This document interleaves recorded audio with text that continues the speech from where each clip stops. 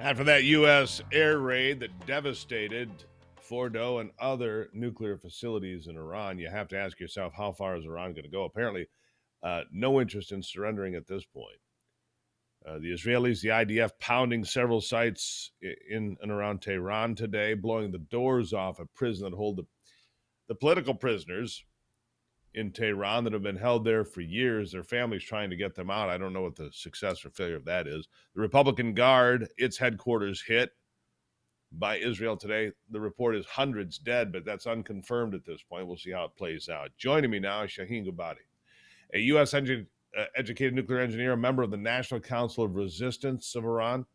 It's part of Iran's Parliament-in-Exile. Shahin, thank you for being here today. Thank you for having me, Steve. All right. So obviously, it's your country. You're not there at this point because of your political status with the regime in Tehran. But what do you make of the Israeli-Iranian war and the United States getting involved? Your thoughts? Well, Steve, I think what's very important to put into consideration is the fact that there has been a war between the Iranian people and this regime for the past 4 decades. I think that is the key issue, that this regime and the Iranian people have been basically fighting. This regime has imposed itself on the Iranian people, and the Iranian people are striving to bring about change and democracy for themselves. And I think it's very important to appreciate the fact that there has been 5 major nationwide uprisings in Iran in the last 7.5 years alone. And each uprising is stronger, more inclusive, including people from all walks of life and all age groups. The last one, which was in September 22 and last until early 2023, included all 31 provinces, more than 300 cities and towns throughout the country. So that clearly shows where the sentiment of the Iranian people is, to bring about a regime change. But I think, as Madam Mariam Rajavi, the president-elect of the National Council of Resistance of Iran, has said time and again, and as recent as past Wednesday before the European Parliament, that is the task and the mission of the Iranian people and the resistance.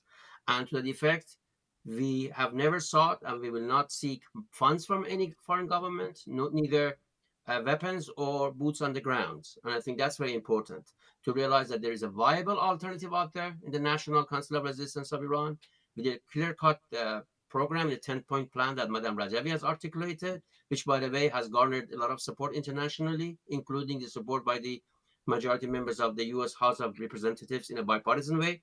So change in Iran is within reach. And all it requires is a good policy and to be on the side of the Iranian people and their resistance.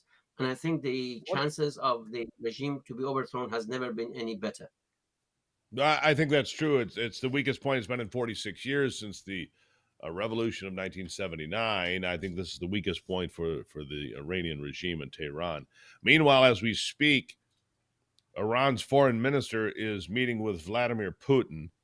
Others have suggested that they would give Russia and maybe others would give Iran nuclear weapons without having to develop them. I think that's I don't think that's going to happen. I think that's a lot of bluster and bull.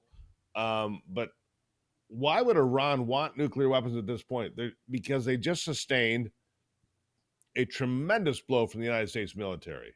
They're getting pounded again. How important is it that you don't allow this regime to have nuclear weapons? And number two, the Republican Guard getting hit, headquarters getting hit, hundreds dead is the report. I don't have any confirmation of that. Maybe you have some information. How devastating is that to the regime? Well, one has to keep in mind that the entity that has kept this regime in power is the IRGC, or as you said, Islamic Revolutionary Guards Corps. They, and plus the Minister of Intelligence Security, have been so basically responsible for repressing the Iranian people. And in order to get a sense of how bad repression in Iran has been, I think one figure says it all.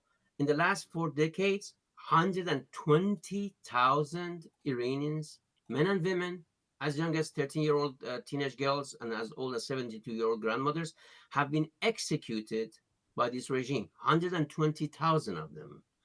And who has done this massacre? The IRGC and the Minister of Intelligence and Security, MIS. So yeah, they are very much despised by the Iranian people.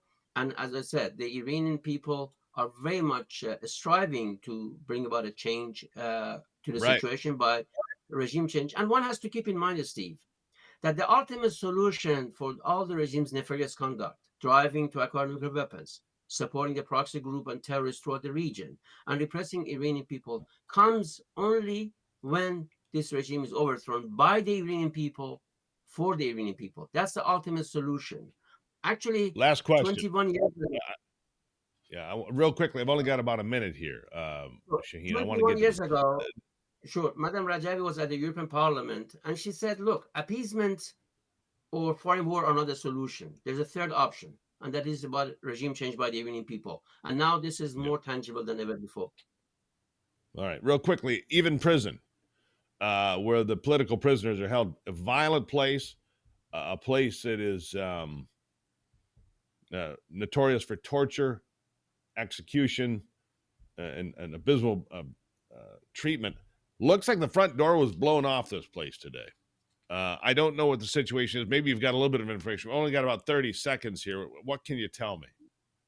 Sure, that I saw in the news. One has to wait for the reports to come about what's the situation inside the prison. But as you said, even prison is synonymous with misery, repression in Iran. And one has to keep in mind that this was built under the rule of the Shah, the previous monarch, which also was a dictator and was rejected by the Iranian people. And the mullahs, continued using it. So that is synonymous with repression and torture. And obviously, the Iranian people know that how dreadful the regime has been to the prisoners. So, but Yeah. for details of what happened, one has to wait to get more details. All right. Shahin Gobadi, U.S. educated nuclear engineer, a member of the National Council of Resistance of Iran, NCRI. We'll stay in touch, sir, and try to figure out what the truth on the ground is as the smoke clears, and maybe, just maybe, the Iranian people find freedom before it's too late. Shahin, Thank you thank for you for having being me, here. Steve. But one thing is Thank for a you, sir. fact, the Iranian people will gain freedom. That's for sure.